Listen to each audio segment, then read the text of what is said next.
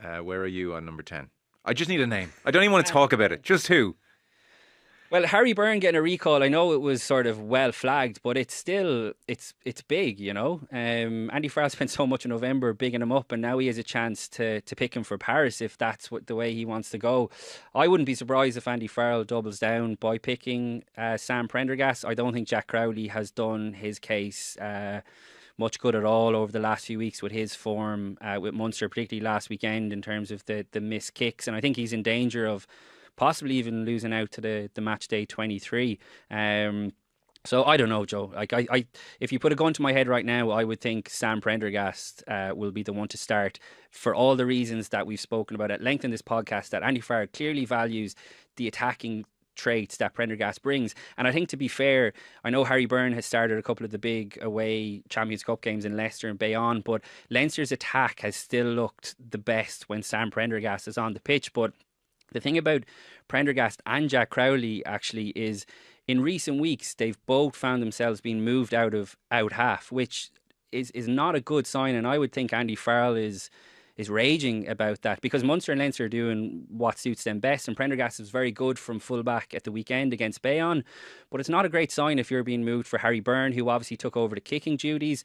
In Jack Crowley's case, it's JJ Hanrahan, who hasn't exactly shot the lights out since he's come back. He took over the kicking to touch last week against Cass with Jack Crowley moved out. So it's a real tricky situation. I don't think we're none the wiser a year or over a year out from the World Cup where we're at with the 10 situation, which I don't know, some people could argue it's a good thing to have that competition, but I think Andy Farrell would much rather it be a little bit more solidified. Yeah, it's not a good thing at the moment. I mean, because what we're trying to do with our 10s at the moment is actually accommodate some glaring weaknesses as opposed to, God, they're all shooting the lights out. It's so hard to pick.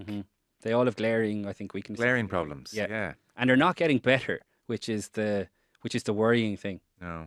Like, funny, I think Prendergast is attacking better than ever at the moment. He looks incredible at the moment. He's really finding his feet, his eyes in attack. Yeah. But the tackling is the tackling, and you're away in France, and they'll target him. Which they did in Dublin. Yeah, and there's the kicking off the tee, which, you know, if Ireland are going to win this game, it's going to be tight.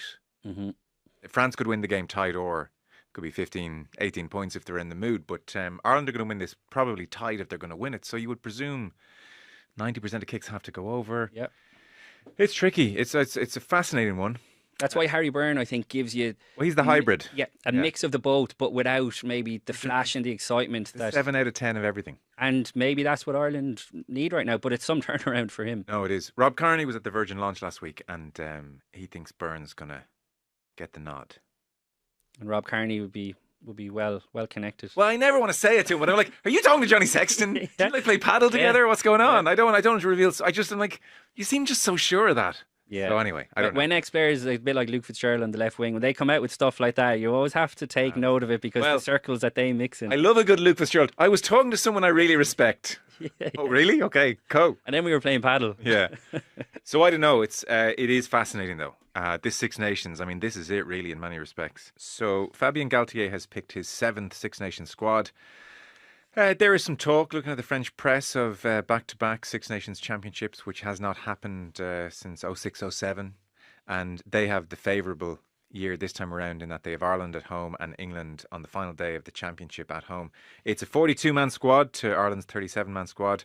And I suppose Galthié has just kind of caused ructions, really, by leaving out their all-time top try scorer Damien Penaud, by leaving out Gael Fickou, who is on 98 French caps and just on the cusp of becoming only the third. I mean, it's harder to do it in French rugby. Only the third centurion in French rugby. But he's out of the squad. And Gregory Alldritt out of the squad as well. So Fickou, Alldritt, Damien Penaud out of the squad. I think, you ask the average rugby fan, name 10 French players. I think these three are in everyone's 10. Big players. Like Fickou's been sensationally good at centre for a good few years now. Penaud's Penaud and Alldritt's Alldritt. So just reading the French press,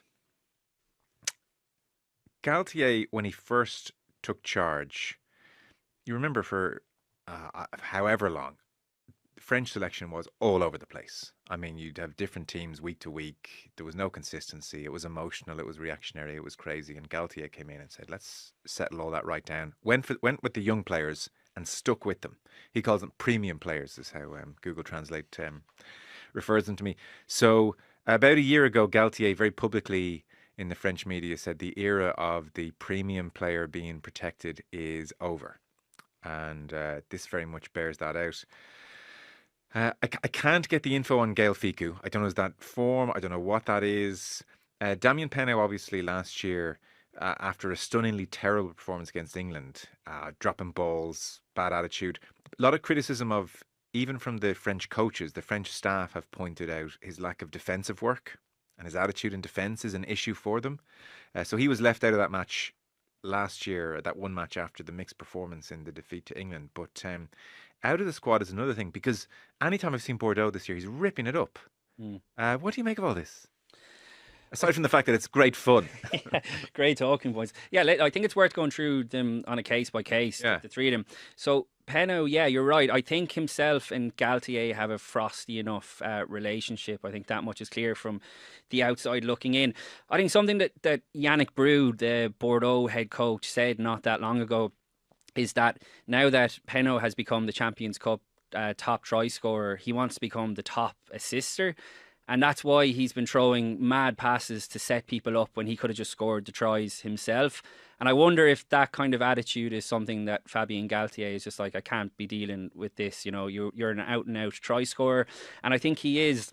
He's a bit of a throwback, I think, to French players from yesteryear, and there's something wonderful and magic about him. But if he's not a great trainer, and I think Galthié has liked the French winger Adesagbe, who I'd imagine is the one who's going to come in for Penaud. But the timing of this, Joe, is never a good time to drop your top scorer, who has been in brilliant form for Bordeaux. But it has ramifications for the out-half situation, because Romain Ntamack has been ruled out of the Ireland game due to injury. And there's a big push in France now at the moment for Mathieu Jalibert to finally get his chance in the Six Nations. He's obviously played before, but to be finally handed the keys to the kingdom as such. But he's another player who has a frosty relationship with Galthié. If you remember, he left camp, I think it was last year, and looked like he might not play for France again under Galthié. Now, Galthié could do a very French thing by playing Thomas Ramos, who is a fullback. He could put him at 10. The issue with Jalibert is that he's very much the alpha, and obviously he's playing alongside one of rugby's biggest alphas in terms of Antoine Dupont, who, by the way, it's going to be his first game back, and I would say Andrew Porter's not going to be playing, but I'd say the French crowd are going to give Tadhg Beirne a bit of a hostile reception, I'd imagine, for the incident that was no fault of their own, the injury that Dupont got last year.